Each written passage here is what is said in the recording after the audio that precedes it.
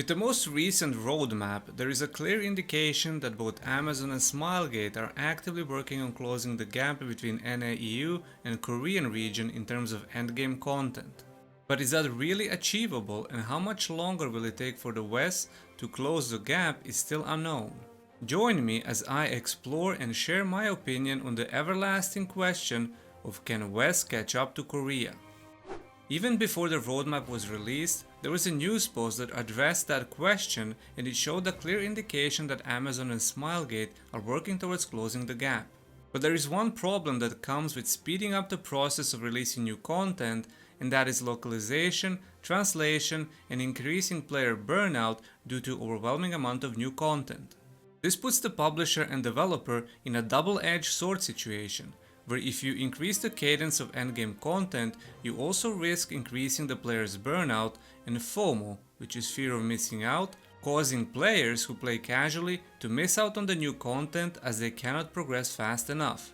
On the other hand, if they take time to release new endgame content, there is a risk of players getting bored of doing same repetitive content for months without any real gain. On top of that, you have localization and translation part that also takes months to get ready. In case you didn't know by now, Smilegate develops the content for both Korea and the West, while Amazon localizes that content to Western standards and translates everything into few different languages. The problem is this: Smilegate develops new patch, but they cannot send the unfinished patch to Amazon before everything works. When the patch is ready to go live, Smilegate will publish it within few days and then get sent to Amazon. But since the West is several months behind in content, so is localization and translation of new content. As Amazon didn't finish localizing older content, they simply cannot start working on new content ahead of time. And this is unfortunately an endless circle that will eventually close the gap slightly, but not fully. You can see prime example on quality of life patches West has been getting. These patches are coming out very fast for us, some few weeks after they went live in Korea. But these quality of life patches are different and easier to localize and translate, as they don't require a set date for release since it's not labeled as a major endgame content update, which means it can be pushed live whenever Amazon wants it. The only way this could be fixed, in my opinion, is when both development and translation of new upcoming content is done simultaneously, which means Smilegate developing piece by piece, and those pieces are immediately getting localized and translated for the West. But of course, the chances of that actually happening are slim to none. Being behind in content has always been my biggest issue with Lost Ark. As someone who enjoys figuring out mechanics on my own, I never had that feeling with Lost Ark, as there is always so much content and so many guides out there since day one. To an extent, this makes raiding very easy, but also kills the whole vibe of doing hardest endgame raids while already knowing everything. I am also at fault for this, as my whole YouTube channel is guides and educational videos, so I can't really complain too much about that. And yes, I know I can just do it blindly, which I attempted once, and let me tell you, it was such a bad experience. First, it was insanely hard to find 7 people who want to do it blindly. But even after managing that, after 1 hour of failing and no progress, the whole group just decided they will watch guides and stop wasting time. And that's the problem I have. People taking an easy route because they know they can.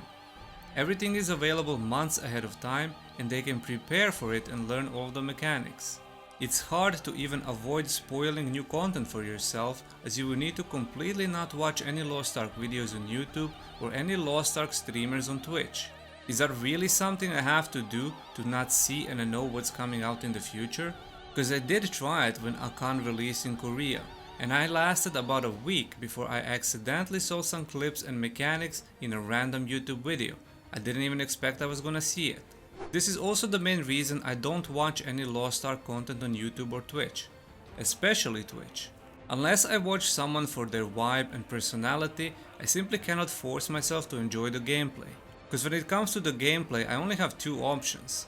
It's either watch someone playing on NA-EU do exactly what I just did before I logged off, doing dailies and raids, or watch someone that mains Korea and spoil every new content and raid that's coming. The most recent Brelshaza Hell mode that released in Korea has been such a blast to watch. seeing all these pre-made static groups fail for hours and figure out mechanics and how to coordinate properly, and then in the end finally getting the kill. I miss that, and I will never have that feeling in Lost Ark. Figuring out everything with your group, competing against other groups for the potential world's first clear, and just enjoying the raid and vibes with your friends. I did have this feeling in Lost Ark only once, and that was when Acadi's trial raid released. I had a group that attempted to go for the fastest time and a region first kill, despite knowing mechanics, and in the end not being able to kill it fast enough. I still had a blast trying it out. So to close off the video, can West ever catch up to Korea? I do believe that eventually it will, over the course of few years, depending how many resources Amazon can allocate to Lost Ark, knowing they will have 4 MMORPGs under their belt in 2023.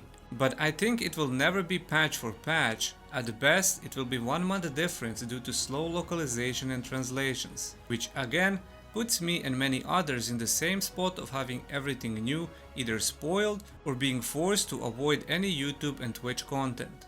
Those people who think we will catch up to Korea in August with Akan, think again. The only way we will catch up to Korea in August with Akan is if Korea doesn't get any new endgame content updates for the next 4 months, which, let's be honest, is not going to happen. By the time we get Akan in August, Korea will be 4 months ahead, putting us behind in content yet again. But who knows, maybe Smilegate goes on a vacation for 4 months and sacrifices new content in Korean region for the sake of the success of global Lost Ark. Let me know your thoughts about this topic. Does it bother you as much as me that we are always behind? Do you think that we will ever catch up or at least get close to the Korea? Let me know in the comments.